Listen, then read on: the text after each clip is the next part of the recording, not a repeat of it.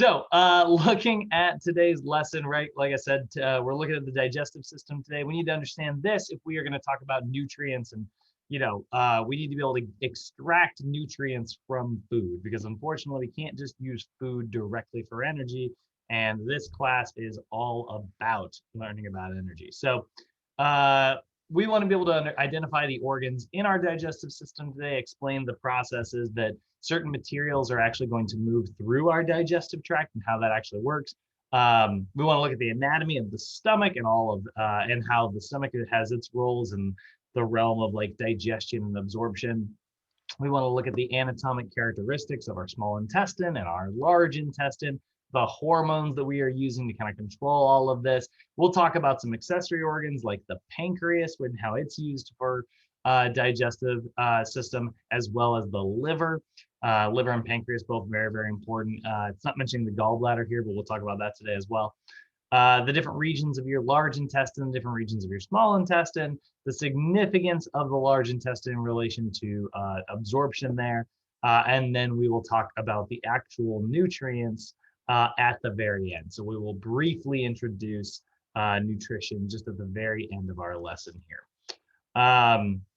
So it's a lot today, but like I said, there's a lot more in this in the PowerPoint than there necessarily need to be in the notes.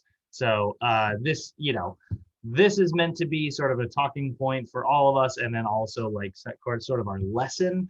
And then the notes over here are sort of acting as like a filter. It's filtering the most vital information to you guys to make it easier for everyone to understand. So yeah, the freaking digestive system, right? Like if we're looking at it, the role of your digestive system, yesterday we talked all about how we bring in glucose into a cell and we use that glucose to produce ATP, right? Like that's our real big understanding, right? We have catabolic reactions, which are breaking things down so that we can have the ingredients necessary to produce anabolic reactions, which will allow us to build stuff up.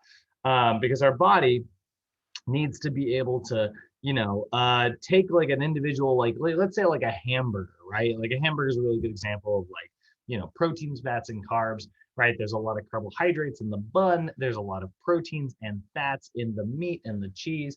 And then there's a lot of like other carbohydrates in things like the tomatoes and onions and lettuce that are on that burger, as well as like some fiber, which is a really complex version of a carbohydrate.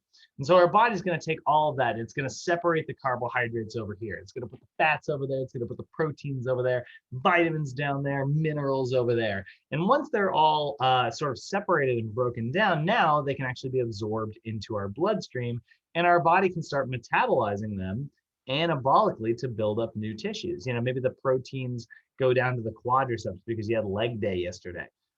Maybe the carbohydrates go to your liver to give you a little bit of more glycogen so you can have an energy store in case you do like hard work later that day.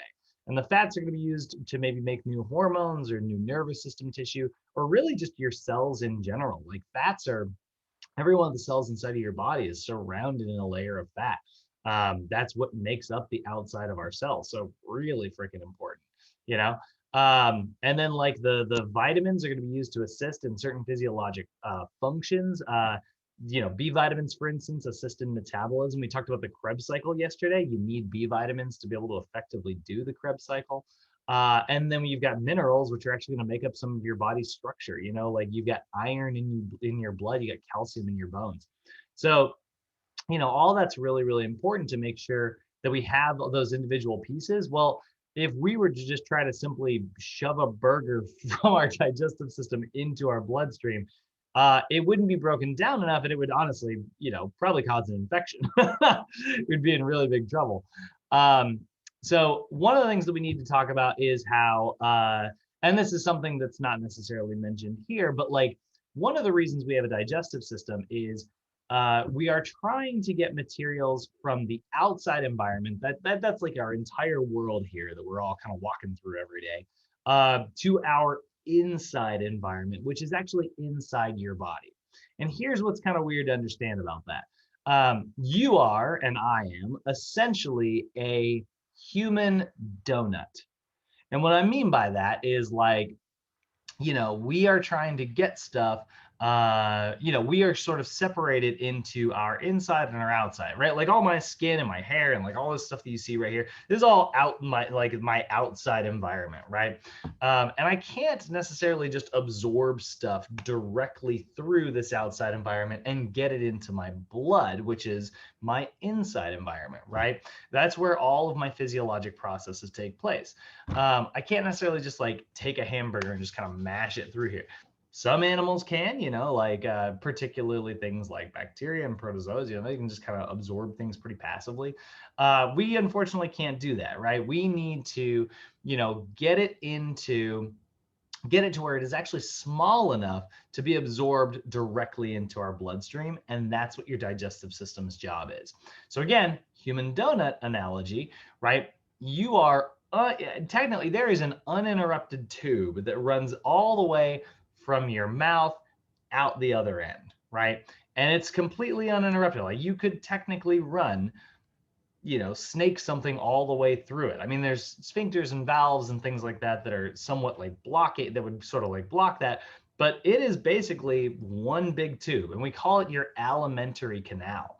And that alimentary canal is the tube where basically all of this digestion takes place. So this is kind of weird because like when I say like donut, right? You should all be picturing, like the outer, it's like, oh, you want to buy donuts? You should be picturing like, kind of the outer section there. And then there's this inner ring here. This is sort of the alimentary canal. Now imagine if you were to place something inside of a donut and then it were to get broken down enough to where it could actually pass into this inner ring here. That's how our digestive system works. Your alimentary canal has all of these accessory organs that are going to assist in the process of digestion, or the alimentary canal is going to digest it itself. And then that's actually going to allow it to passively just pass straight through the walls of our small intestine directly into our bloodstream.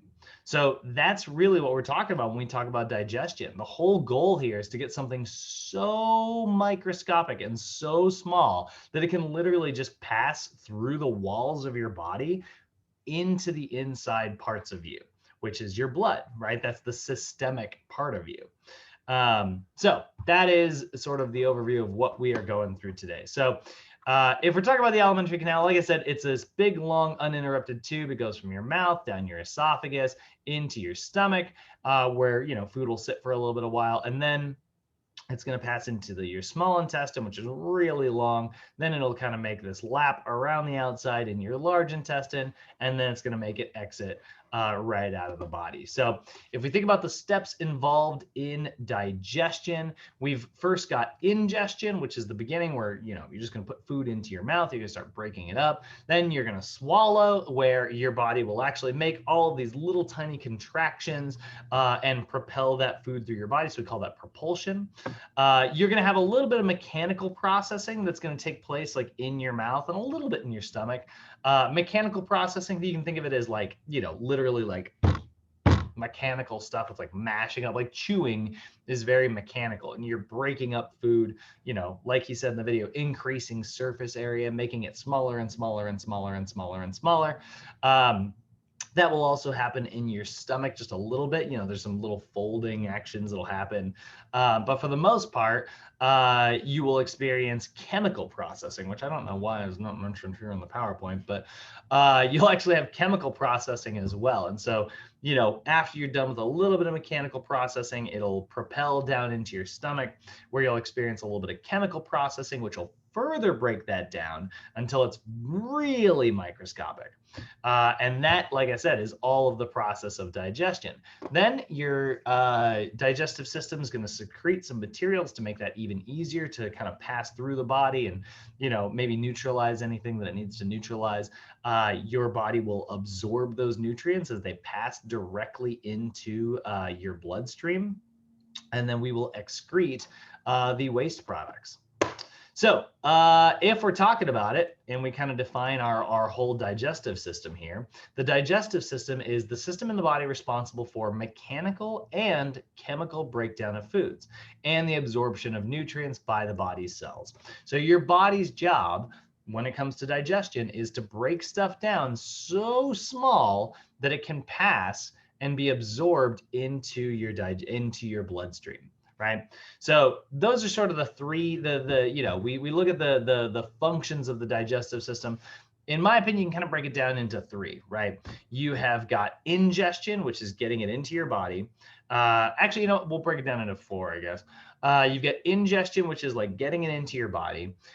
You've got digestion, which is breaking food down. You've got absorption, which is letting food pass into your bloodstream, and you've got excretion, which is getting rid of the waste products. And that to me is a much simpler version of kind of breaking this down that's easier to understand. And that's actually a version that NASM's going to use later on in our actual nutrition class when we come back to this concept. So looking at the alimentary canal, like I said, it's an 8-meter long muscular tube that passes through the thoracic and abdominopelvic cavities. Basically, it's this big long tube that passes, down through your body. It actually, runs through your diaphragm, which is kind of fun. And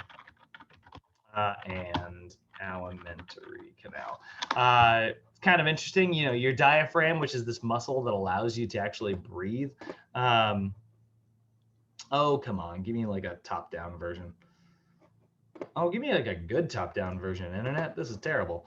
You can kind of see it here. There's your esophagus, like as it kind of travels down. But there's literally like a hole in your diaphragm, which is kind of fun. Maybe not alimentary canal. Let's go esophagus.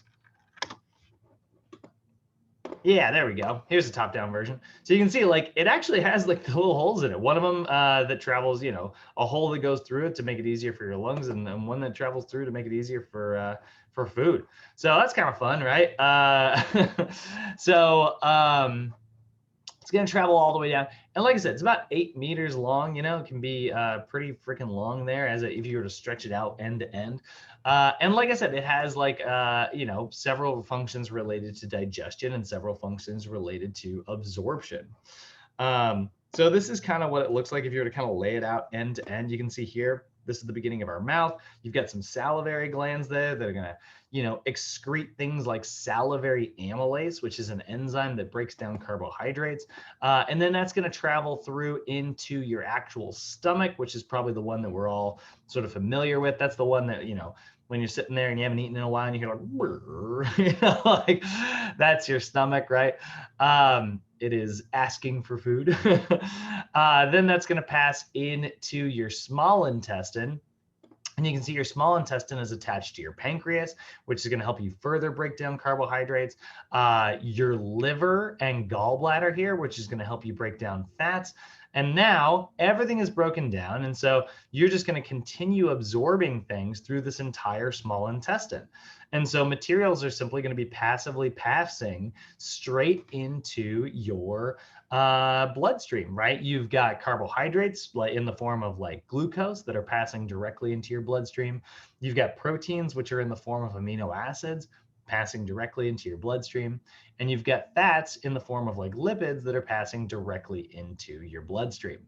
You've also got vitamins and minerals, which are passing in there as well. Although vitamins actually need to be carried by fat. So you actually have a really hard time absorbing vitamins because of their very unique shapes. And so you actually need to have sufficient levels of fat in your diet if you're going to be able to actually grab onto those vitamins. This is why sometimes, like, I'll tell you guys, I'm not a huge fan of smoothies unless they are part of a balanced diet. Like, I don't like juice cleanses. It's funny because people will be like, what do you mean? Like, juice cleanses give you all the vitamins and minerals that you need. And it's like, they actually do, like there is a ton of vitamins and a ton of minerals in juices. Absolutely. But the problem is on a juice cleanse, you're not eating anything else. And so what ends up happening is like you're getting plenty of these vitamins and minerals, and then those vitamins and minerals actually cannot pass into your bloodstream because vitamins need to be carried by fat in order to make it in. That's why we call them fat soluble. Water soluble ones can. Your B vitamins and vitamin C, those pass into your bloodstream really easily. They just need a little bit of water, which obviously juice has a lot of. But like vitamins A, D, E, and K, you can actually become, this is going to sound crazy, but you can actually become vitamin deficient on a juice cleanse because of the low levels of fat in that diet. So that's kind of fun or horrifying, depending on how you want to think about it. So anyway, that's your small intestine where all the absorption is taking place. Now, at the very end, you're going to have your large intestine, which you can see is actually much shorter, but it is much wider, which is why it's called the large intestine. And this is where digestion, for the most part, is over. There's really not a lot of breakdown happening here. There's not a lot of absorption happening here in terms of like nutrients, except for the one most important nutrient. Your large intestine is really good at absorbing water, our most important nutrient that we are going to consume every single day. And so there's actually going to be a lot of water absorption here. And so you are going to dehydrate all of that like wet soupy material that he talked about in the video, right? He called that chyme. And so that's going to become more and more and more dehydrated. Well, yesterday we talked a little bit about like what happens when you dehydrate something, right? It links together. And so this wet soupy material is going to get more and more and more dehydrated until eventually it becomes sort of a lump of stuff, and then that we call your stool, and that is going to pass out of the body there. So that is sort of a brief overview. So let's talk a little bit, if we're going to change things up in terms of how we talk about this. We kind of went in order of the digestive system. Now we're going to sort of look at it in order of like function. So we're going to start with ingestion here in section 1. So ingestion is going to begin in the mouth, right? Oh, actually, hold on. I do got to show you the notes here real quick. So I got a little bit ahead of myself. So the alimentary canal, like I said, is this big 8-meter long tube. And then the process of digestion is all about the breaking down of foods, right? So digestion is things like your stomach, your small intestine, where we're breaking down proteins, fats, and carbs, separating them into their individual components, right? And it does this through a little bit of physical or mechanical processing, that's such as chewing, and it also does it through chemical processing, such as like your stomach acid breaking down food. So that is the process of digestion, right? Either chemical or mechanical processing. In the mouth, you know, we've got chewing, right? And so that's what we're starting with, a little bit of like mechanical processing. There is a little bit of chemical processing that's going to happen here as well. But primarily, this is where digestion begins. So digestion begins in the mouth, where solid food particles are basically going to be cut down by mechanical processing. And the whole purpose of this is to increase surface area. So I'm going to try to keep this roughly the same, but, you know, just to kind of make it, you know, a little visual here so we can understand the surface area. Imagine I've got like, you know, I got a little square here, right? Not a very good square. I got a little square right here. Now, imagine if I chew this up just a little bit, right? Well, if I chew it and it becomes like 4 individual pieces, you know, now it's going to look something, you know, kind of like this, right? I've got 4 individual pieces. I have now increased the surface area of my food here. Now, if you imagine like taking this initial little square over here, and let's say you just dropped it in some acid, right? Well, what would happen is the acid would probably eat away at the outside, but it'd have a really hard time getting into the middle, right? Like the way I always picture this is, picture like the last time you microwaved a Hot Pocket, right? Where it's like as hot as the surface of the sun on the outside and then freezing cold on the inside, right? Like every freaking Hot Pocket I've ever made in my life has tried to kill me by burning my mouth on the outside, and then is completely unsatisfying when I get to the middle of it. But if I were to cut that Hot Pocket in half before making it, which I never do, it would actually make it a little bit easier. It would increase the surface area and allow you know, those microwaves to penetrate through more sections. So if you were to drop this in acid, it would kind of eat away at the outside, but the middle would be largely untouched.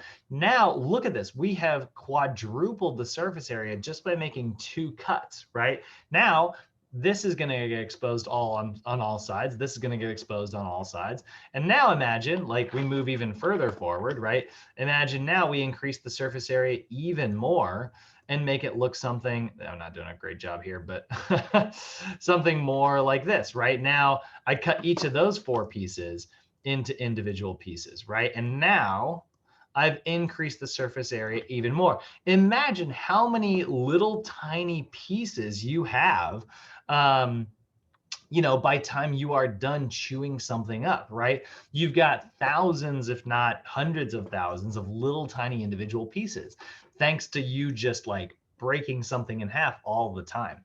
So you are increasing the surface area through mechanical processing when you are chewing something up. And what that allows is the chemical processing more exposure to the things that you're breaking down.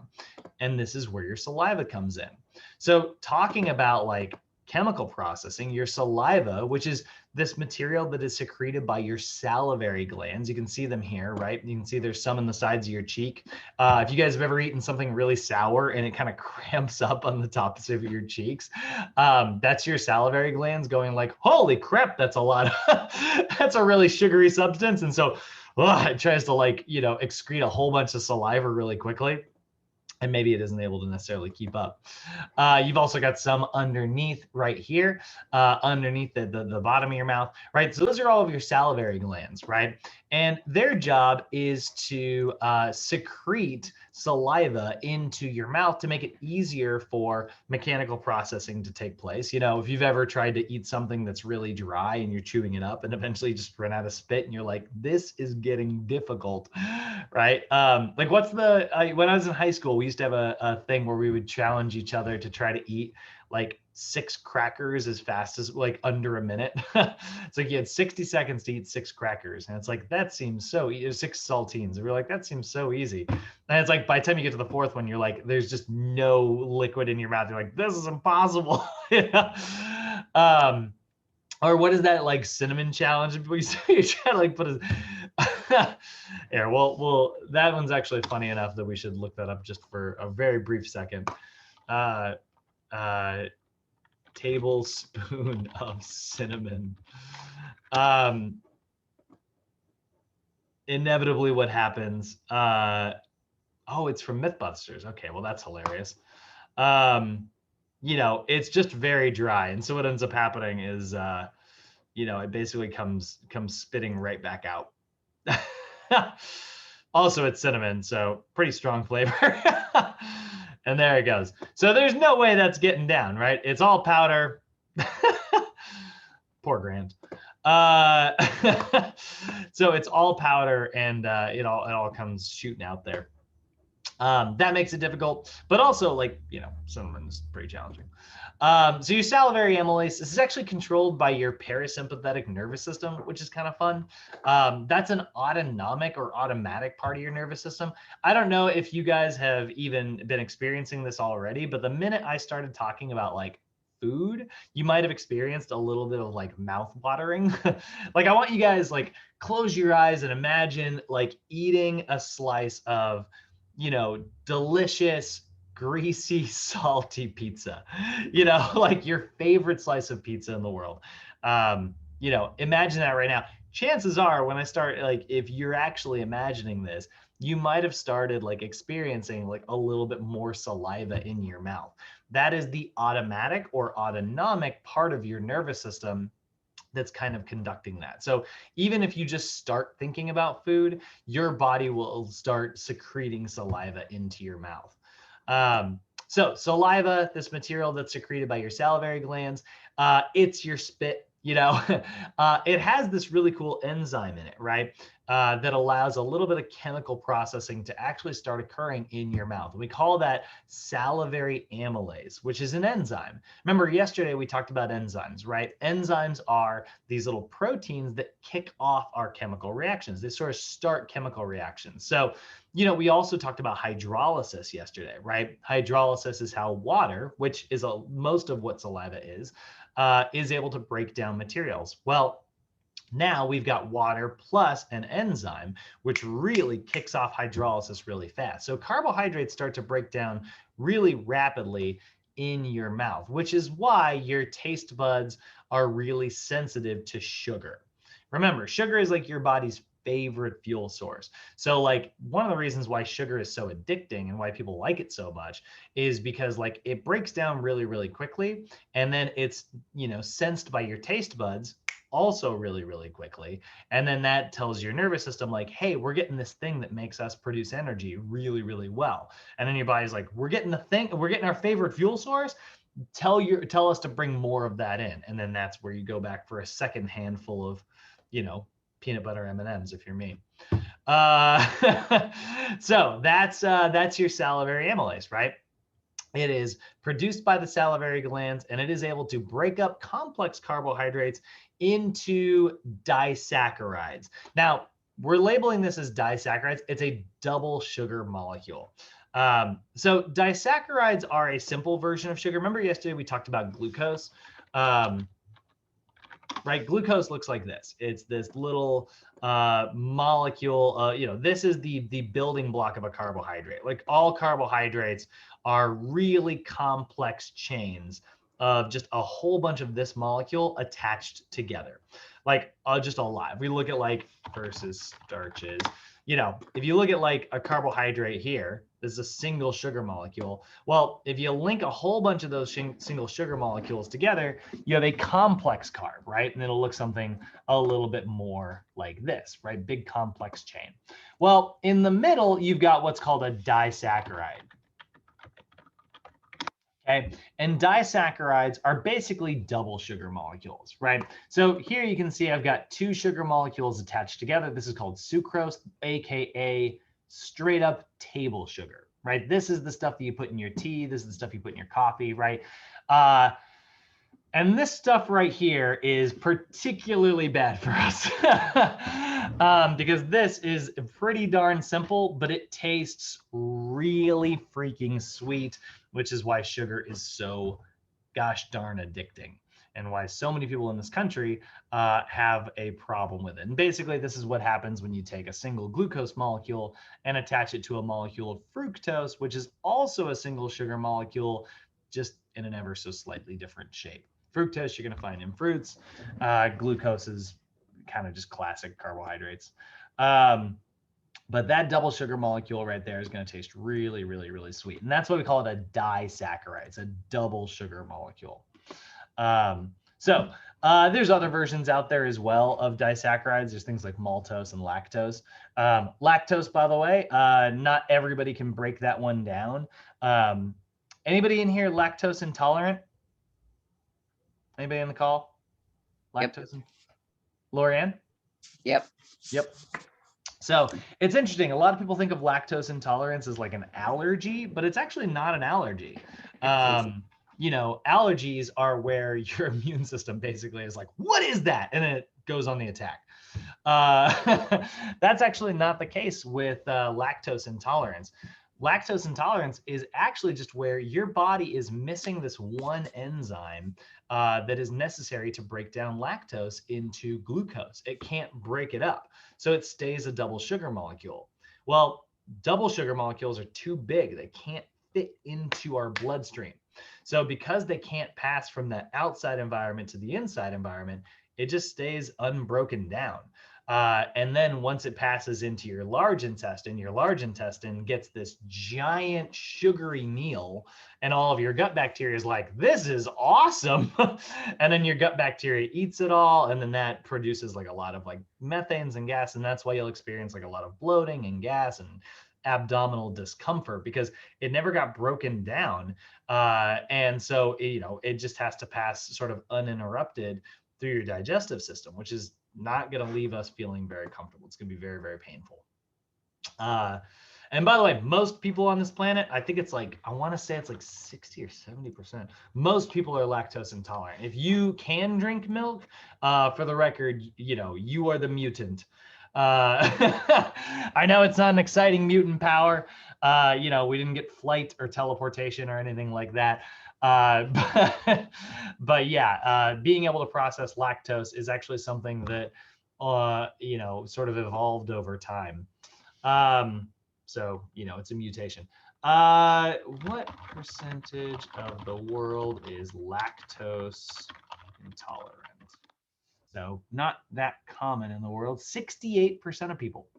I come from, you know, a dairy farming community, so I was blown away when I found out that most people are lactose intolerant. Um, so that's your salivary amylase. Now, what'll happen to your food after that is it's going to pass through your esophagus. Your esophagus is basically just this tube. There's really no processing or anything that takes place here. Really, the only thing that's going to occur is propulsion, which is where, you know, stuff is going to move, right?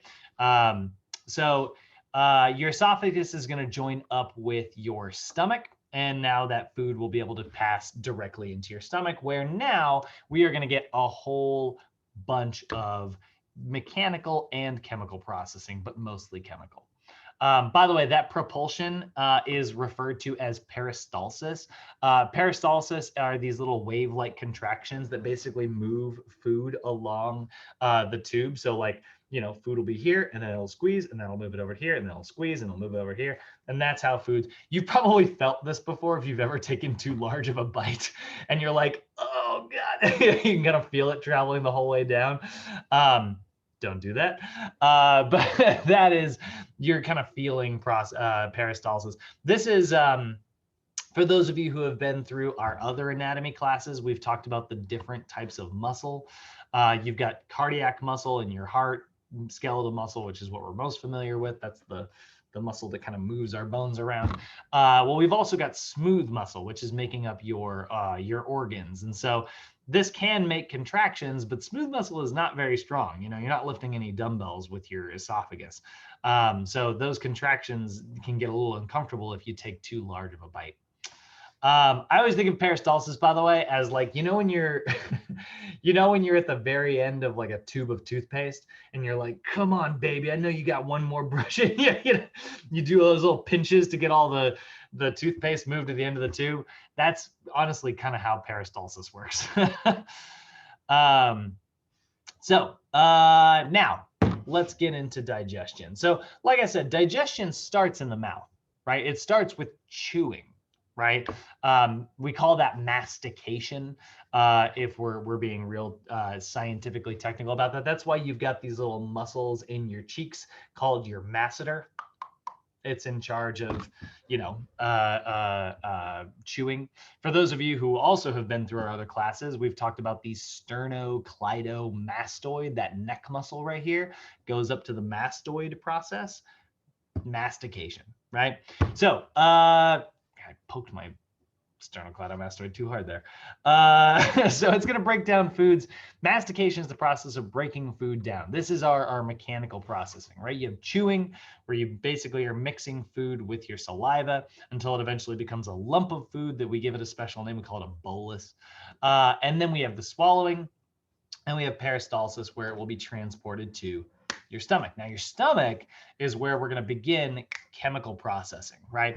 So your stomach is this little J-shaped pouch that has a whole bunch of different layers in it. And those different layers create a whole bunch of digestive juices, right? Gastric juices, digestive juice, you know, whatever you want to call it. It's all the materials inside of your stomach. The primary one is going to be hydrochloric acid, right? But these gastric juices are responsible for digestion.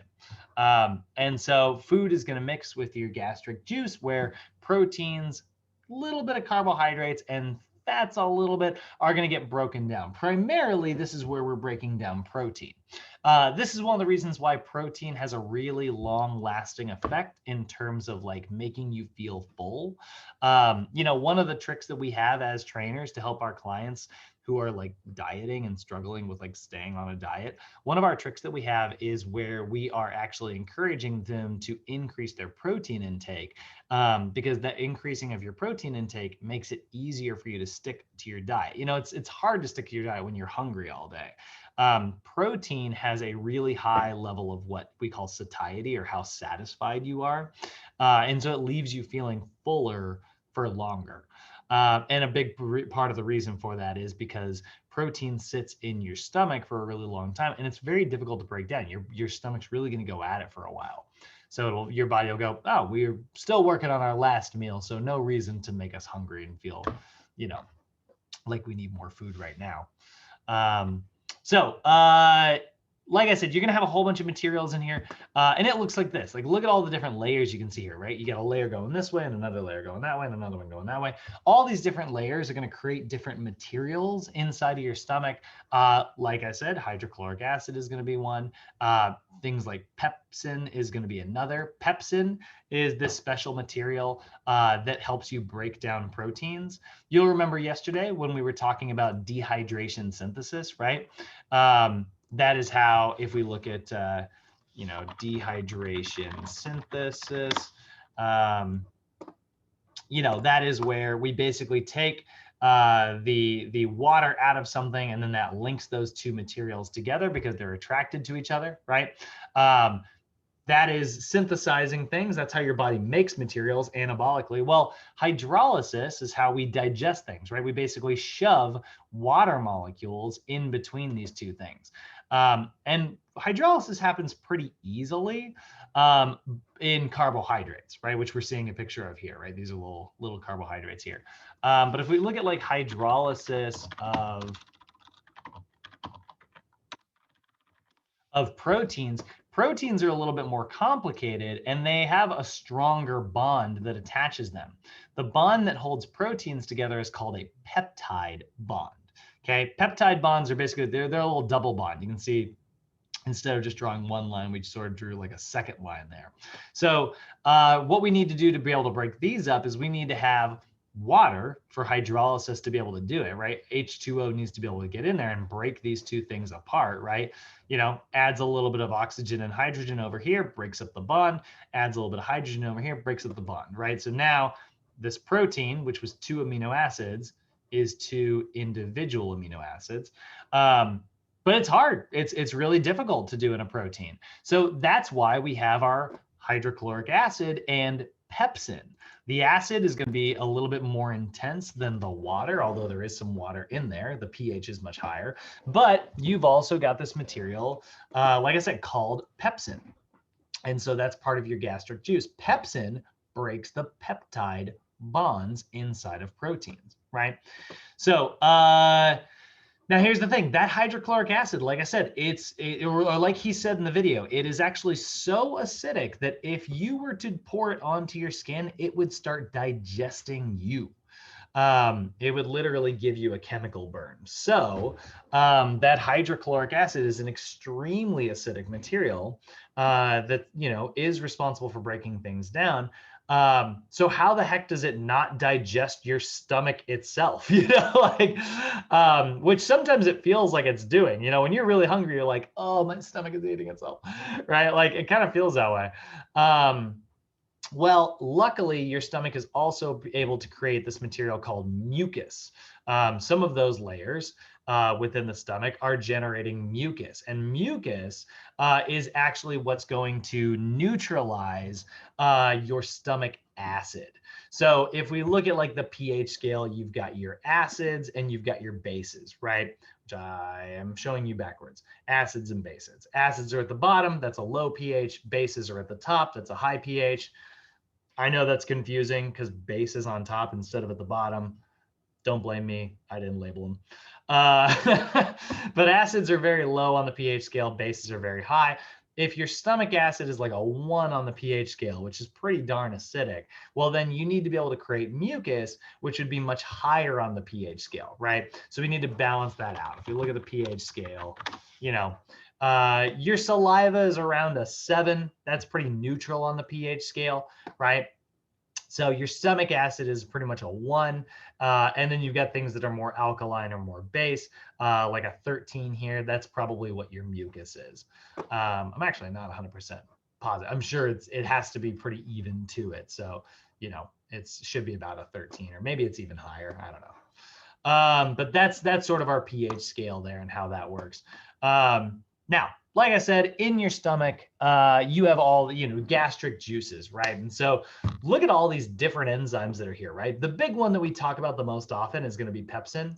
Pepsin aids in the digestion of proteins by breaking up those peptide bonds. You've also got things like enterokinase, intestinal lipase, peptidase, sucrase, maltase, and lactase, right? These are lactase, by the way, is the enzyme that is breaking down lactose. So again, if you are lactose intolerant, and it's because you are not producing lactase. But these materials here are breaking down these different, different parts of like carbohydrates, proteins, and fats. And not all of them exist in the stomach, like in your stomach, you've got you've got like things like intrinsic factor, which helps you, absorb like, vitamin B12 and stuff. Even more materials, right? Now there is a little bit of digestion that does take place in your small intestine. A lot of times we think of like the heavy lifting of digestion is occurring in the stomach and absorption is taking place in the small intestine.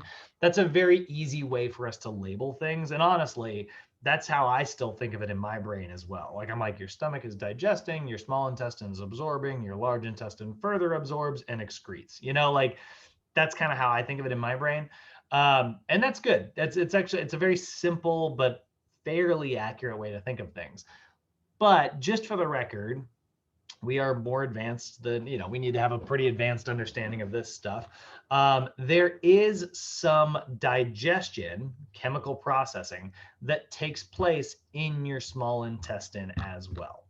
So in your small intestine, for instance, you have things like intestinal lipase that further breaks down any amino acids that happen to survive. If it survived your stomach, you've got sort of a backup plan in your small intestine that's going to further break those down into individual pieces. You've also got things like brush border disaccharides and peptidase, which are going to break down any remaining carbohydrates that didn't get broken down into individual like glucose molecules, mono, one, saccharide, sugar, single sugar molecules. Mostly we're talking about glucose. Sucrase, maltase, and lactase, right? Those are breaking those down into sugar, single sugar molecules as well. So there is still some digestion that takes place in the small intestine. In particular, fats really get broken down in your small intestine. You have we haven't talked about it yet, but we are going to get to our accessory organs in a little bit. One of your accessory organs is your liver, which creates this material called bile. And bile's job is to break up fats. Now, fats don't need to be chemically changed very much. They just need to be broken apart.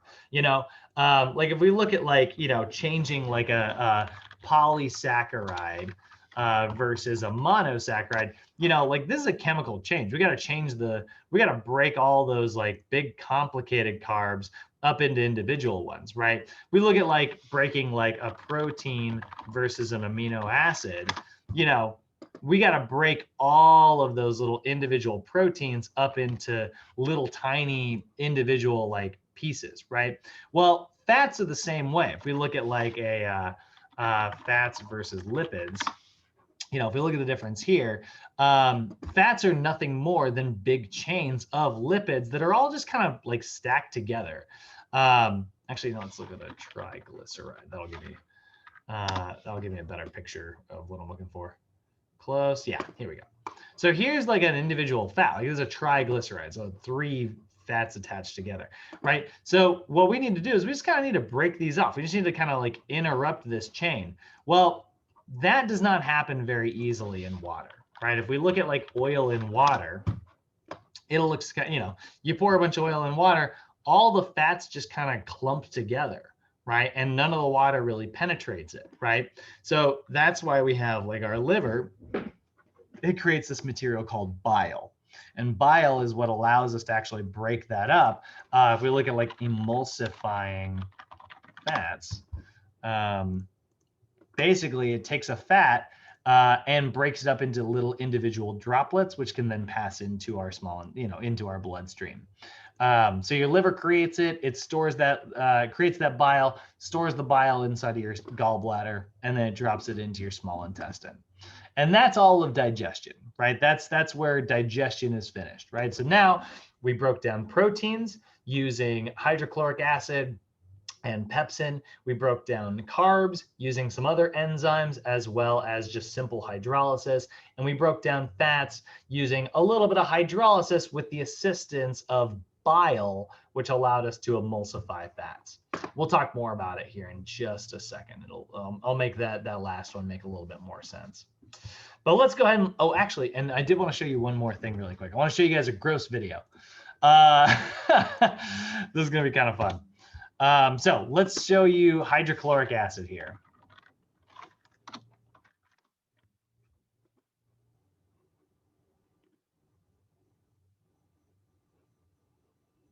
What the heck? Where's the video? Hydrochloric acid burger. Oh, was I already looking at? Okay, here we go. So this is a little bit of a nasty video, but this is kind of fun. There's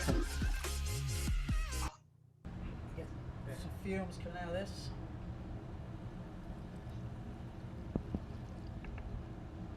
There we go. Good old McDonald's cheeseburger. Still warm. Tempted to eat it.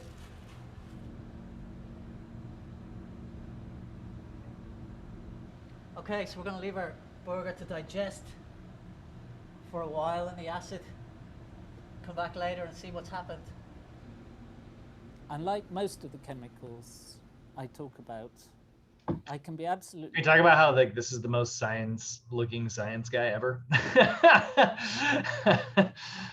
Looks like Einstein. I'm sure that every person watching has a sample of hydrochloric acid with them as they watch, because hydrochloric acid is found in everybody's stomach and it's part of our digestive process. So as you're watching me, churning away in your stomach is hydrochloric acid, which is one of the first stages in which food is broken down into usable components to give you energy or make you fat. It's 3.5 hours. So we're going to see what happens to a tasty McDonald's cheeseburger after 3.5 hours of concentrated hydrochloric acid.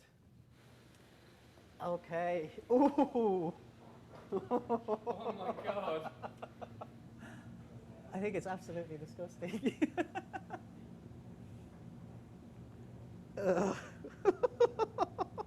Pretty nasty stuff. Ugh. So, I mean, the fats aren't really going to dissolve very well because in your stomach there's lots of bile acids and thing in your actual body to do digestion. This is just pure HCl. So yeah, that's the thing. That's only hydrochloric acid in that little beaker there. Your stomach would actually have enzymes. So that burger would have been even further, like way better broken down than it was even just in that video. And you can kind of see what it looks like, right? Like that's like we mentioned in the first video we watched today, that's your chyme, right? That wet, soupy material that used to be food and is now just a bulk flow of basically just nutrients at this point. So looking at absorption, right? Absorption is the next step we got to look at. And this is the process of allowing these chemicals, proteins, fats, and carbohydrates, vitamins and minerals and water, right, to pass into our actual bloodstream, right? This is the absorption of nutrients. So looking at this is going to happen in your small intestine.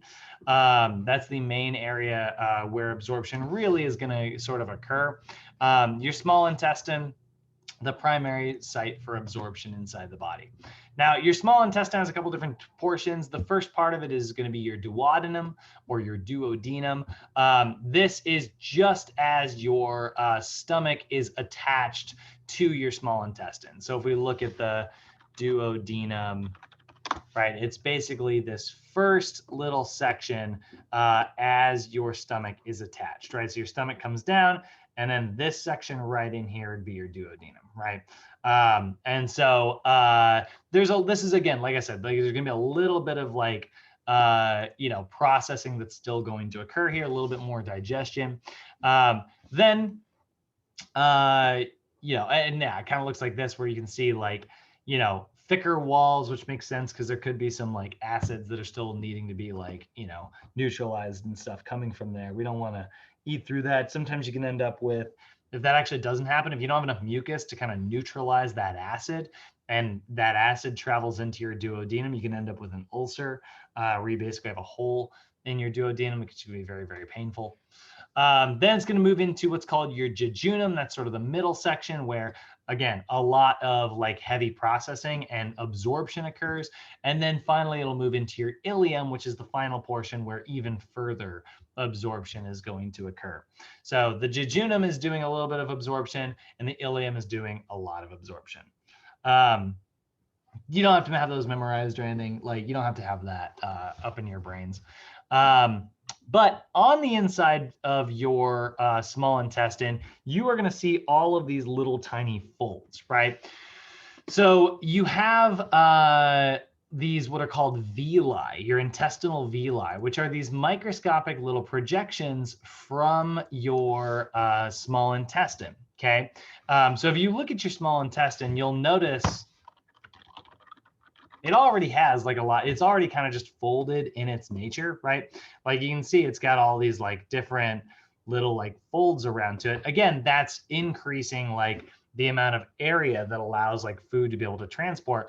Well, if you look on the inside of it, you will also notice it has all of these like kind of big folds on the inside that look kind of like this, right? Those folds are going to be called your lumen.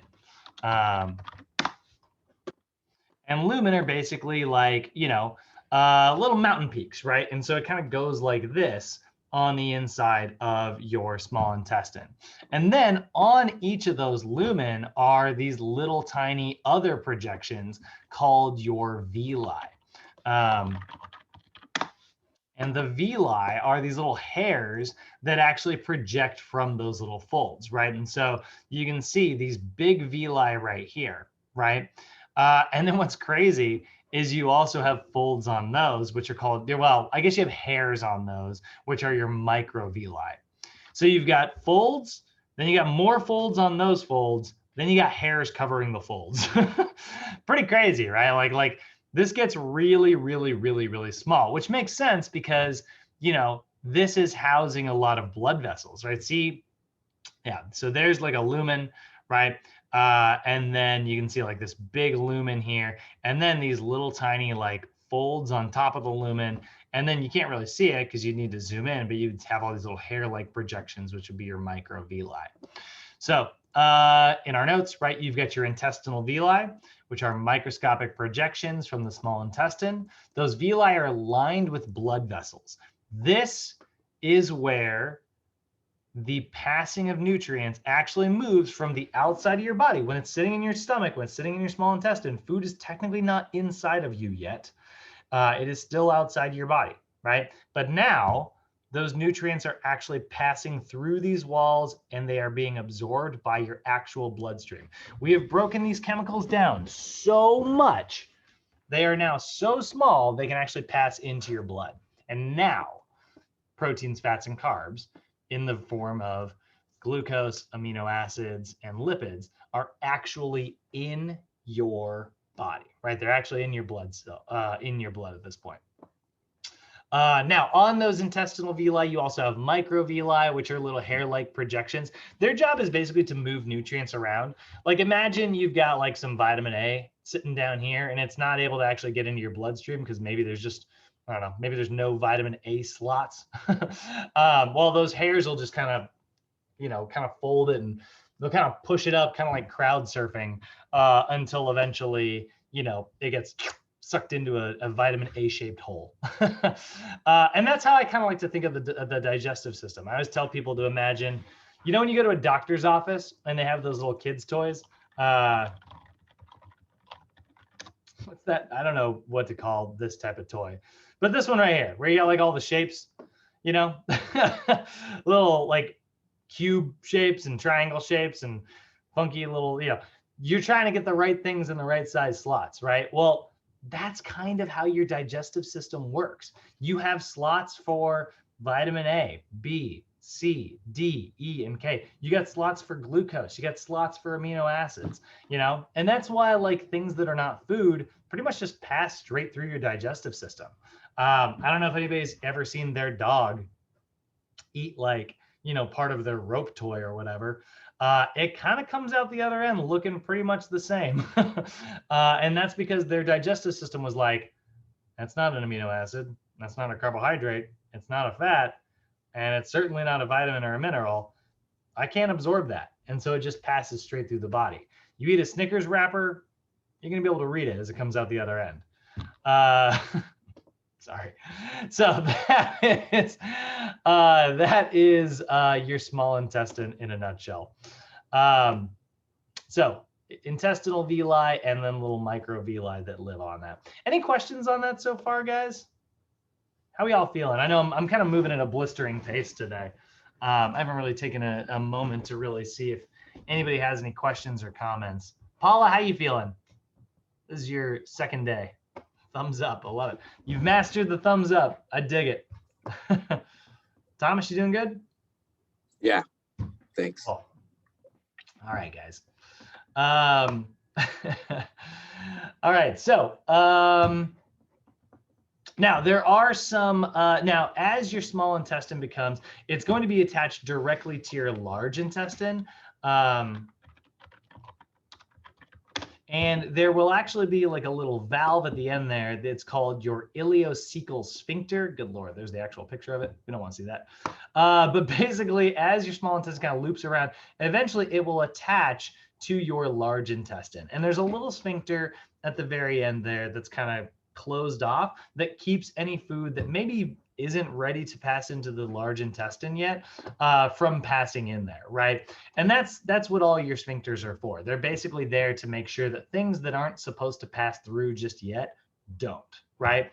And so that little valve there keeps any unabsorbed nutrients in the small intestine until they can actually be, you know, absorbed into your bloodstream. But eventually it will pass into your large intestine, which is an additional site for absorption, where mostly the big thing that's being absorbed here is your water, as well as like B vitamins and some minerals and things like that. Large intestine, you know, for the most part, you're absorbing proteins, fats, carbs, and like fat soluble vitamins in your small intestine. Water soluble vitamins, which are the ones that are carried by water, and so water-soluble vitamins and water, that is mostly being absorbed by your large intestine. And that's where your body really starts to dehydrate everything from that chyme. Remember, chyme is this very wet, soupy material, right? Well, as water gets pulled out of it, it starts to dehydrate, and that's where it starts to become, you know, your stool, right? And that's happening in the large intestine. So you drink most of your water in your large intestine, actually. That's where most of it actually gets into your body. I love to gross my clients out with that fact, by the way. I always tell them, I'm like, hey man, if you're having a hard time like passing food out of your body, it is because you are dehydrated. And so it is really important, you know, if you want to be a little more comfortable, drink more water. It will make your life much, much easier. So that's your large intestine. Now, like I said, you've also got some accessory organs. Not all of this just happens passively by the digestive tract itself. You also need to have accessory organs, which are there to sort of play an assisting role in creating different chemicals that allow for processing and things and different enzymes and things like that. The biggest one is going to be your liver. Your liver, which is one of the most important freaking organs in your body. In fact, it is so important, if you were to chop it in half, it would mostly grow back. Kind of cool, depending on which part of it and how much you lost. Your liver is hugely, hugely, hugely important, not only for your digestive system, but also for other parts of your body as well. This is also, you know, we've been talking about food passing into your bloodstream. The first place it goes once it's in your body is through your liver. And that's where like it detoxifies things. If any materials got in there that really shouldn't be in there, your liver is going to give those materials an unholy beat down of enzymes in order to destroy them. So it is actually part of your immune system as well. And that's why certain materials like damage our liver if you eat them, because if it does pass from your digestive system into your bloodstream, it has to go through your liver first. If your liver can't destroy it, or if it damages your liver, that's where we start to really run into problems. But it also creates stuff that it injects into your digestive system. So it actually exits, the inner portions of your body and gets into your digestive system. The big thing that it makes is what is known as bile. And so it uses these little hepatic ducts to secrete this bile. And bile is this material that acts as a fat emulsifier or a fat breaker upper. So remember, when we look at like lipids, right?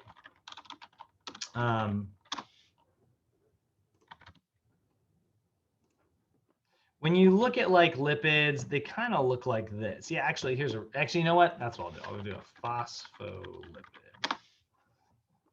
That'll give me the picture I'm looking. All right. So they kind of look like this, right? This is what's known as a phospholipid, right? And basically there's these two little lipids here, these two little fatty things, and they're attached to a little phosphate here, right? And so every one of your cells is actually made with this structure. We have this thing called the phospholipid bilayer, which is what you're seeing here. Every cell in your body is comprised of this phospholipid bilayer. It's what makes the outside of your cells. Yeah, that's seeing there we go. That's I feel like there we go. This is great. So all your cells look like this, right? Now let's lay this out. And what that does is that keeps water in and it keeps water out. This is how your body is able to kind of keep water where it wants to keep it. Only certain materials can pass through that phospholipid bilayer using these special little like protein channels and things like that. So your cells will choose to let things in through these little channels here. But when you look at that phospholipid bilayer, right, it's because it's made up of phospholipids and it's two layers, right? So fats are really kind of cool. If you drop a whole bunch of fat in water, all of those fats will just automatically arrange themselves together, right? They'll all kind of clump together and they'll separate the water, right? You can see like little globules here. Water is not penetrating through this side or that side. It's kind of just staying uninterrupted in like its little shape there, right? Well, since fats are so good at that, that's why our cells use this bilayer shape to kind of separate things, right? And so you can see a hydrophilic end on the outsides, right? That means that it's attracted to water, and it's got a hydrophobic end on the insides, which is afraid of water. And so that hydrophobic end basically is they're both facing inward, and now water cannot pass from this side over here, and it can't pass from this side over here, which is really cool. And that's why we need to have fats in our diets. Well, that also makes it really hard for us to break down fats, right? Like dropping friggin' fat into your stomach doesn't really do much, right? And that's what we saw in the video, right? That cheeseburger was still kind of being held together a little bit. It was being held together because a freaking McDonald's cheeseburger is absolutely packed full of saturated fat. And so it wasn't, fully breaking it down. Well, bile actually emulsifies these fats. It basically takes a giant fat molecule and breaks it up, and then it breaks it up even further, and then breaks it up even further, until eventually you're just left with individual little fat droplets that can now pass into your bloodstream. So your liver is responsible for creating it. You've actually experienced this, by the way, if you've ever done the dishes after like, if you've ever made like ground beef or something like that, and then like you've got all that grease on the pan, if you run it under a tap water and run it under like hot water, it doesn't really do much, right? Like for the most part, that grease just kind of stays in the pan. If you've ever made bacon, trying to clean that stuff off is pretty difficult. But if you squirt dish soap in there, dish soap is an emulsifier. And so it breaks all those fat molecules up, makes it easier to, get it out of the pan there. Bile is an emulsifier inside of your body. It actually does it in these little like kind of greenish salts. So it's this kind of greenish, nasty looking, yeah, yellow greenish material. And it uses these little bile salts that basically breaks up fats. So your liver makes it, but you can see here, it actually doesn't store very much of it. It just kind of constantly creates a little bit of bile. And so bile is acting as an emulsifier that breaks up your fatty acids into individual components that are now small enough to be absorbed. But because you don't have a very large storage of bile, what your liver will do is it will actually store excess bile in this other little accessory organ called your gallbladder. And so your gallbladder is this little pear-shaped organ that's attached to your liver, right? You can see it here. It's got this little duct here that's attached to it. And that's responsible for storing any excess bile. So your gallbladder doesn't make anything. It just kind of stores onto bile. And so then once your stomach and pancreas need your stomach and small intestine need some bile, the gallbladder will actually excrete it into that area. So this is why, like, if you've ever heard of somebody who had like gallbladder surgery and they had their gallbladder removed, this is why we can remove an entire organ from the body without like killing someone. If you were to lose your liver, you're done. That's it. But if you were to lose your gallbladder, we can just attach a tube directly from your liver straight into your small intestine. And you got to make sure you don't eat like a super fatty meal. As long as you're being a little bit careful, your body will have no hard time breaking that down for the most part. My mom had to have her gallbladder removed. Basically, she got a gallstone, which is basically where like salts and calciums and things like that just start to build up until eventually they become like a giant rock. Kidney stones, very similar. And basically, she got this gallstone in her gallbladder that was so intense and very, very, very, very, very painful because, it's an organ that's basically filling up like a balloon. And so basically her doctor just, went in there and did gallbladder surgery and removed it. And then the doctor, I don't know why doctors do this, but like they always like have it afterwards. Like the surgeon came out with like a prescription bottle and it had the gallstone in it. And my mom thought that was so cool. And she was like, oh, that's awesome. And she has it to this day. Like she keeps it in her house. She's this freaking gallstone that nearly killed her. But yeah, she doesn't have a gallbladder anymore. And so there's just now a tube that directly attaches her liver to her small intestine. And so as long as she's careful and doesn't eat like a meal that's like 100% fat, she doesn't really have too much trouble. She can still break down fats, no problem. You've also got your pancreas, which is right next door. Your pancreas also very important inside of your body. It's creating things like insulin, for instance, which is more of an internal process. But this is also creating certain enzymes that further break down fats, further break down carbohydrates. Your pancreatic enzymes allow your small intestine to also further break down things like, carbohydrates a little bit further. So, yeah, and there's the gallbladder. Like I said, a little pear-shaped organ. Oh, excuse me. It goes through the process of emulsification, which is breaking down fats. And then there's some other hormones that we've got here as well. Hormones we're not talking too much about today, but basically you've got things like gastrin and secretin, which are these hormones that basically tell your body like, hey, secrete some freaking stuff. Like we got food coming down here. We need to get into the processing action. And so those little hormones are being created. And then these are the enzymes I was talking about that are created by your pancreas. You've got pancreatic amylase, which is breaking down carbohydrates. You've got pancreatic lipase, which is breaking down fats. And that's going through that whole process of, that's basically digestion in a nutshell. Any questions on digestion so far, guys? Any of those? I know I moved kind of quickly through those last little bits. Any questions on that? Nope, feeling good. All righty. We'll talk about elimination very briefly here, because this is not really something we have a lot to do with in the realm of personal training, but it is part of your anatomy. And, there are things like, talking about someone's like gut bacteria and enzymes and things like that. So in terms of elimination, food's going to pass into your large intestine, which, like I said, is going to absorb most of your water, electrolytes, and water-soluble vitamins.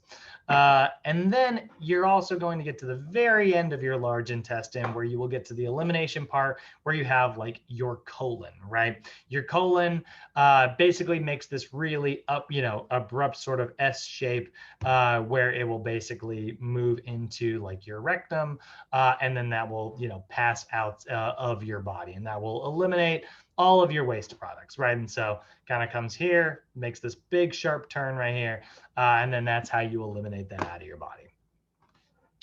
All right, so let's make a pivot. We're going to make a really strong right-hand turn here, and we are going to actually talk a little bit about nutrition. Now, we have a literal 8-day nutrition class coming up, so I'm going to move you through the very basics of nutrition today, rather than like going super, super in-depth, highly detailed versions here. So nutrition is the means by which, if we're sort of defining it here, it's the means by which a biologic organism takes in and absorbs essential nutrients that are responsible for it to maintain its life, right? Your essential nutrients. So you've got 6 essential nutrients.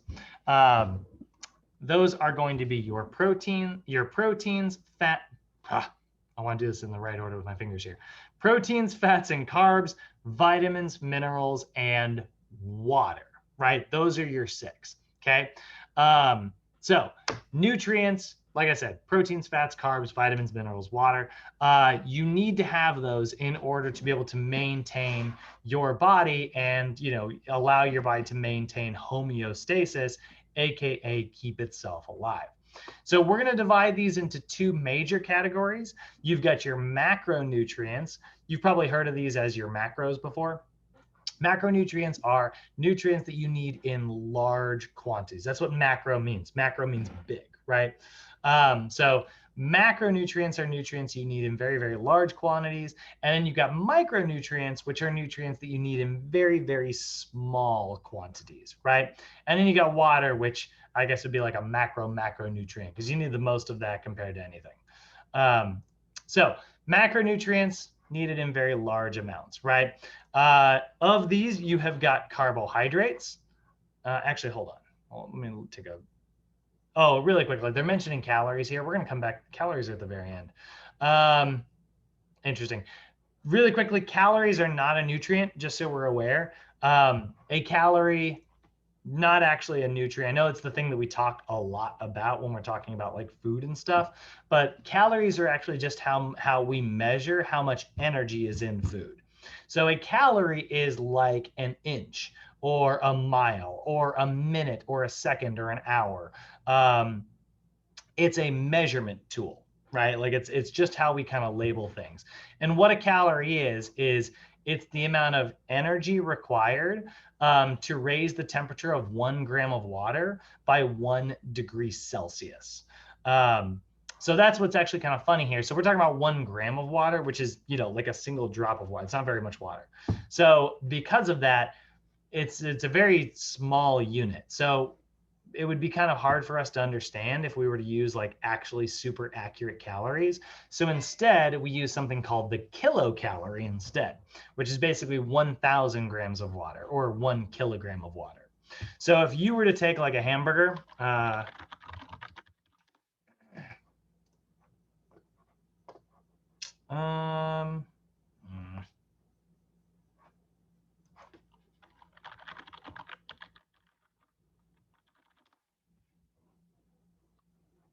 man, so I'm trying to get like a really, really, really basic version here. Actually, you know what? This works just fine. All right, so take a look here. If you took a kilogram of water and you put it in like a little beaker, like a little jar, and then underneath it you have like a burner, and you were to light that burner on fire, and then you filled it with like food. Let's say I put a hamburger in here, right? And I light that hamburger on fire, and then I've got a little thermometer in this like jug, this 1 kilogram of water. Let's say the temperature of that water goes up by 500 degrees Celsius. That means that there are 500 calories in that burger. If it went up by 400 degrees Celsius, it would have been a 400 calorie burger, right? If it was a plate of nachos, it'd be probably 700 degrees. That's how we measure, the amount of energy trapped within food. So again, I talked about this yesterday, right? Like food is your version of gasoline that propels your body and runs you, and keeps you moving every single day. So you need plenty of calories in order to be able to run your body. A calorie is the amount of energy that is trapped within food. So when we're talking about calories, there's different amounts of calories in each food. So actually, I may have already given it away, but here's a fun little pop quiz. Paula, I'm going to use you because you are our newest student, and our other students may have heard this before. So I've got a little pop quiz for you. Fair warning, this is probably meant to trick you. Most of my little pop quizzes are. But here's a little question for you. So first, I will let you know how many calories are in 1 gram of protein. Okay, so protein has, for every gram of protein you eat, it's got 4 calories. Okay, and then every time you eat a gram of fat, it has 9 calories. Okay, so every gram of protein has 4 calories. Every gram of fat has 9 calories. Paula, my question for you is, how many calories do you think are in 1 gram of carbohydrates?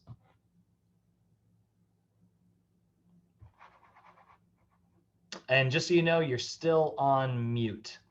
So you're gonna have to hit that unmute button in order to answer. Oh boy. Paula, you with us?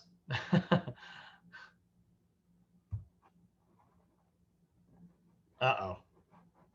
I don't know if I lost her or what's going on. Let's see, somebody else. What's that? She's too nervous. Yeah, maybe. All right, Thomas, we get you unmuted. 4 calories in a gram of protein, 9 calories in a gram of fat. How many do you think are in 1 gram of carbohydrates?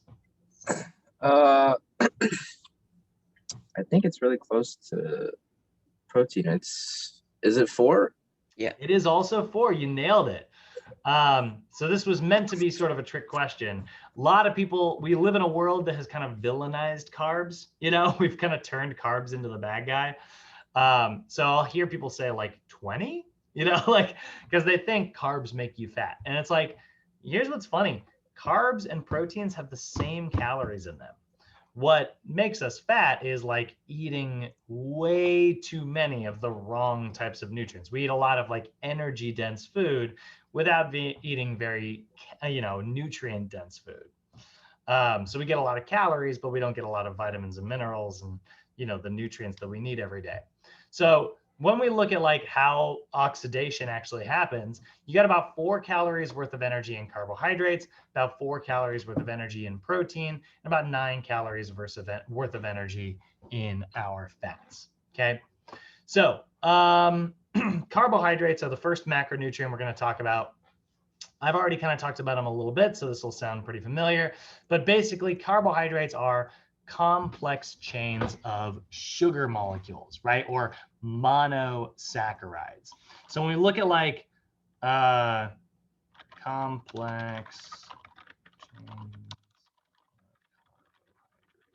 when we look at like the difference between like a simple monosaccharide, right, which would be a single sugar molecule, and a complex carbohydrate, which is like lots of sugar molecules, that's what we're looking at when we see like the difference between like starches and like, look at this one. This one's like fiber. We'll talk about fiber in particular in just a second here.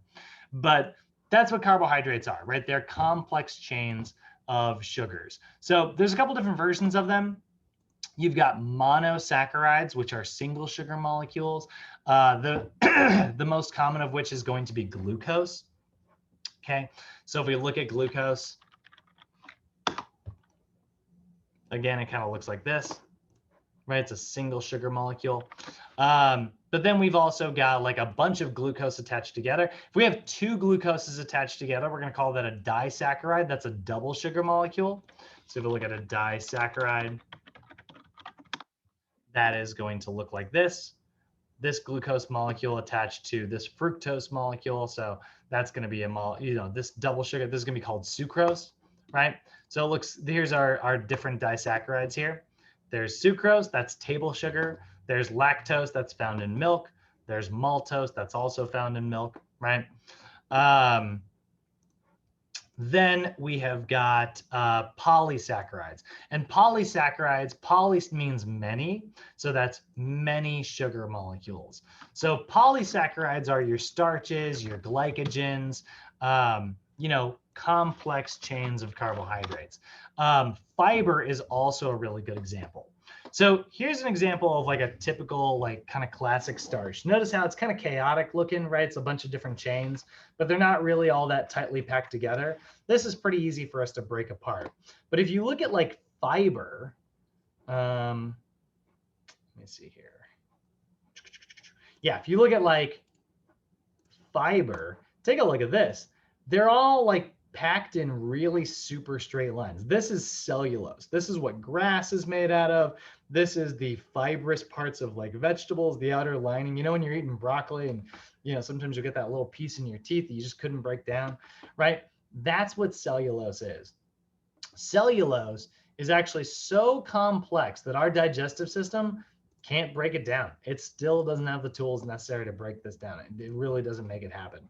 So cellulose is so complex that it moves uninterrupted through your digestive system, which is why we actually call it fiber. You know, like it's the fibrous parts of things that are basically not getting broken down, passing out of your digestive system. You need to have plenty of fiber in your diet because like it's what allows you to know to pull materials through your body. If you ever do eat something that you're not supposed to eat, fiber is going to help you pass that material outside of your body. Oh, this is kind of going in a different order here. I'm going to kind of jump around the PowerPoint here a little bit because my notes are for some reason in the wrong order here. Let's take a look at proteins here. Proteins are also complex chains. If carbohydrates were complex chains of sugars, well, proteins are complex chains of amino acids. So an amino acid is the building block that makes up a protein, right? So we look at like amino acids here. There's a bunch of them. There's 20 different amino acids, and they're all slightly different shaped, right? Notice how they all just look a little bit different from one another. So depending on what order your amino acid, actually, there's a really good one too. Whatever order your amino acid profile is in is going to determine which protein it is. So that's what's so cool about proteins.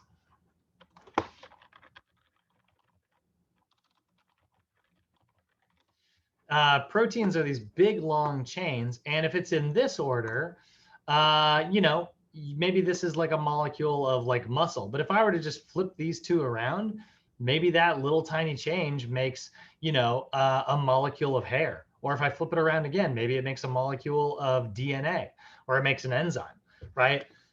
So proteins are determined by what order their amino acids are in.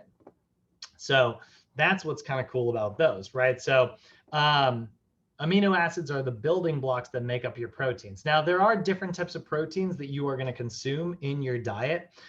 These are sort of nicknames, but we've got the difference between like complete proteins and incomplete proteins. So when we're looking at amino acids, we break them into two different categories. We're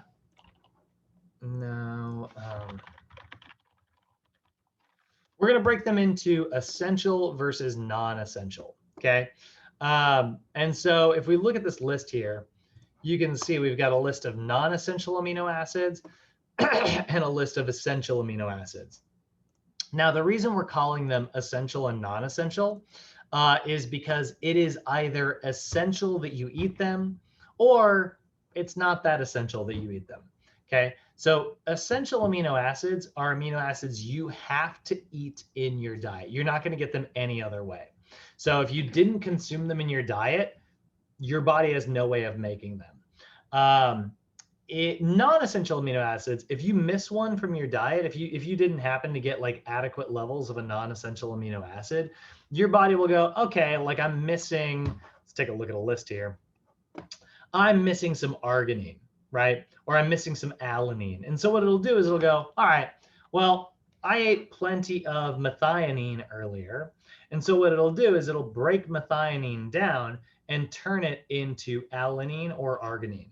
And now you have taken an essential amino acid and you've broken it into a non-essential amino acid. Now you've got all of your amino acids that you need to make an actual protein. So that's the thing about proteins, guys. Your body, because you are a living organism, you need all 20 amino acids in every protein that your body makes.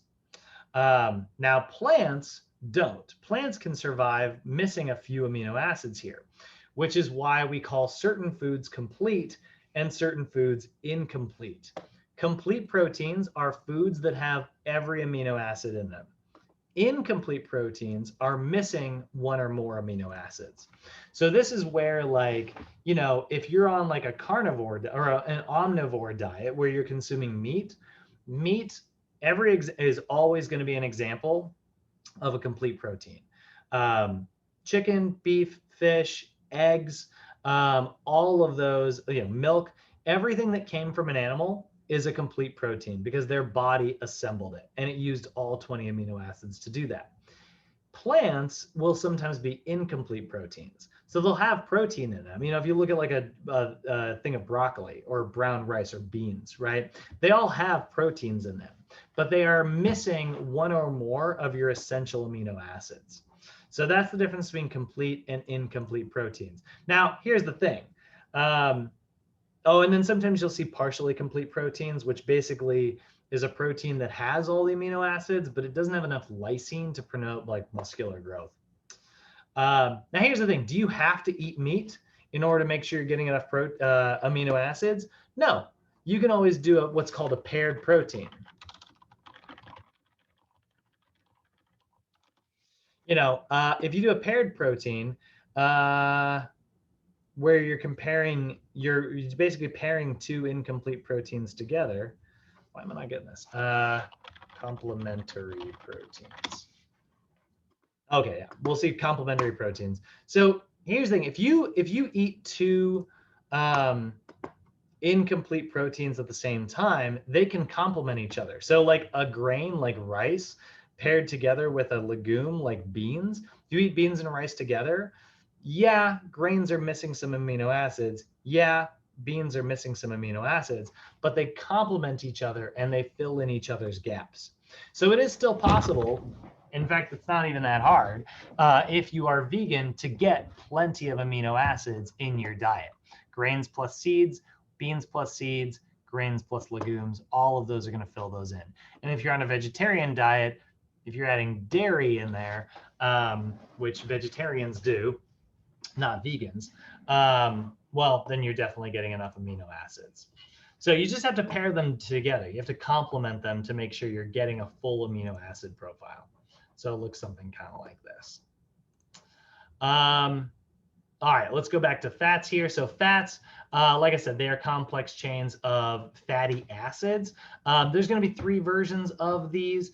You are going to see your saturated fats, your unsaturated fats, and trans fats. Saturated fats are not very good for you. They are very saturated with hydrogen ions.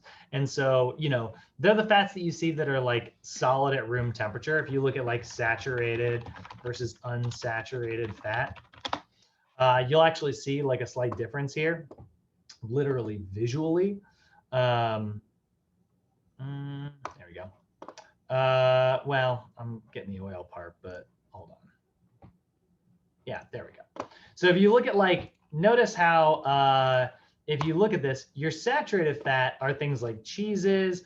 You can see the marbling on like a steak or like a stick of butter. These are all solid at room temperature, right? And that's because they can kind of more tightly compact themselves together versus like what we're seeing over here, which is like really oily fish or oily avocado, olive oil, canola oil, literally liquid at room temperature.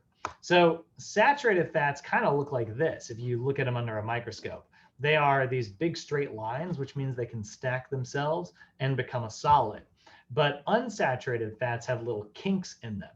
And those little kinks are what are keeping them liquid at room temperature. Typically, we think of this as like good fats versus bad fats. Saturated fat tends to be what clogs our arteries. They have really high levels of cholesterols in them, which we're seeing here. Where'd it go? Cholesterol. I just saw it. Wow, where did it go? What?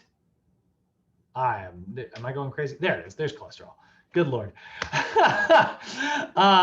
So cholesterol, tends to be what kind of like builds up in our arteries, and it can kind of block our arteries and, lead to cardiovascular problems.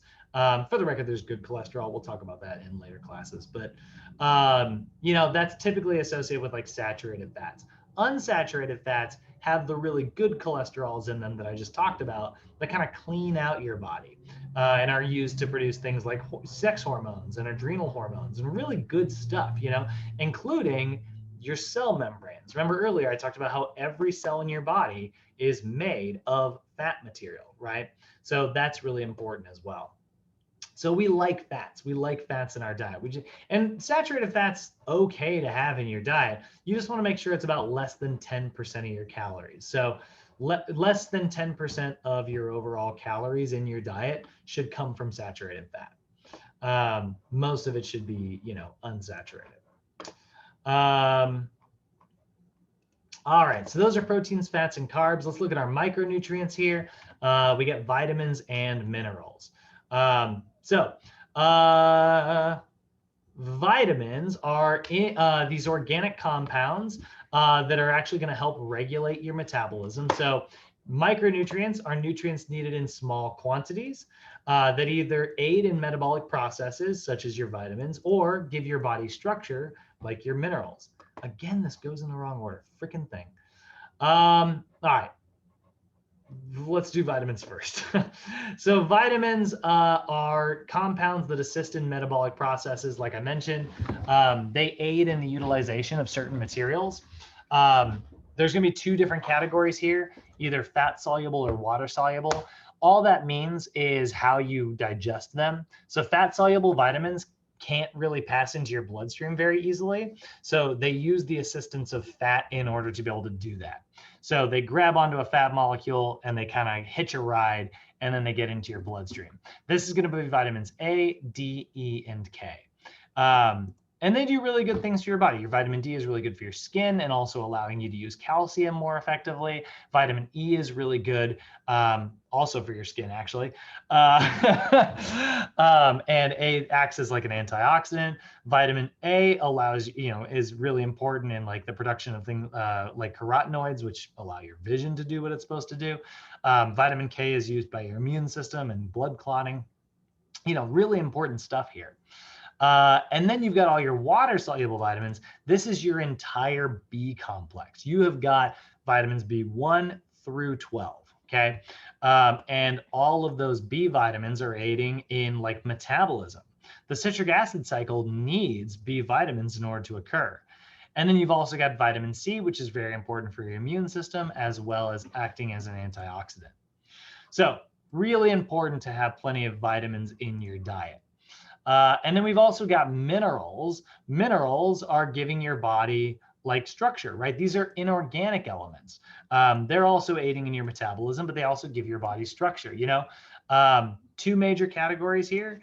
You've got major minerals, which are basically just all the minerals you need in more than 100 milligrams per day, and trace minerals, which are all the ones you need in less than 100 milligrams per day. And here's the big list of them, right? Calcium, chlorine, magnesium, phosphorus, potassium, sulfur, iodine, chromium, cobalt, copper, fluorine, iodine, iron, manganese, selenium, and zinc. Whew, right? It's a lot of them. Don't worry, you don't have to have them memorized. Thank goodness. But all of those minerals are really important for giving your body structure and aiding you in doing literally everything you do every single day. So really quickly, I do want to mention water because the PowerPoint doesn't, and that drives me crazy. So water is literally the most essential nutrient. You cannot do hydrolysis without it. And so you would only have half of your metabolism without water, right? We wouldn't have any catabolism without it. Also, it aids in your metabolism.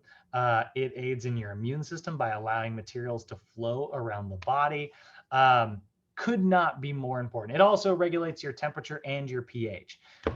We could talk about water all day, and trust me, we will when we actually get to nutrition. But because it's not part of the digestive system, at least in large parts, we kind of blow past it today. And then, like I said, we got calories. I mentioned them earlier. I think I just threw this in here because I knew, people were. I think I remember people were just asking about calories. But calories are basically a unit of measurement that determines how much energy is in our foods. You get the lowercase c, that's the amount of energy required to raise the 1 gram of water. And then you get the one that we actually use in food every day, which is the kilocalorie, which is 1,000 grams of water. So that's what's kind of funny. When you see something on a food label, guys, this is kind of like a weird truth. If you look at like a bag of potato chips and it's like there's 100 calories in it, what's funny is there's actually 100,000 calories in it. But imagine if we had to work in numbers that large every day. It would be really difficult for us to measure things. So we pare it down, divided by 1,000. So we just say it's 500 calories. That's why a calorie always has an uppercase C. It's 1,000 calories. So summarizing everything up today, your digestive system is responsible for a lot more than just digestion, right? It ingests, it propels, it digests, and then it absorbs, and then it eliminates as well. And so it does all of those different things. It processes it using a combination of mechanical processing like chewing and chemical processing like your hydrochloric acid and different enzymes to break materials down. Your large intestine is going to do just a final bit of absorption before eliminating all the waste products out of the body. Your small intestine does most of the heavy lifting in terms of actual absorption, and nutrition is what we are going to talk about in our next course once we move out of exercise physiology. But now you guys understand a little bit of how we break everything down in order to be able to metabolize things later. We talked very much about catabolism today. We will be talking very much about anabolism on Monday. But any questions today, guys? Cody, Lorianne, Bay, Paula, Thomas, how you guys all feeling? Awesome. That was a big one today. That's our biggest Great. PowerPoint we're going to see for a while. I know it kind of moves a little quick. There's a lot of just accessory information there. But yeah, Cody's feeling good. Lorianne, anything? Nope, doing great. I loved it. Fun. Paula, how you doing? We lost you on the mute earlier. I see the thumbs up. Oh, I'm doing good. Gotcha. Okay. All right. Well, I'm going to boot you guys out of here. And I will see you all on Monday. Paula, can I have you stick around? I want to show you how to use Canvas here real quick. Yes. So guys, homework number 1 goes up today. So please review our first 2 days PowerPoints and have that to me by Monday. But other than that, I'll let you guys out of here.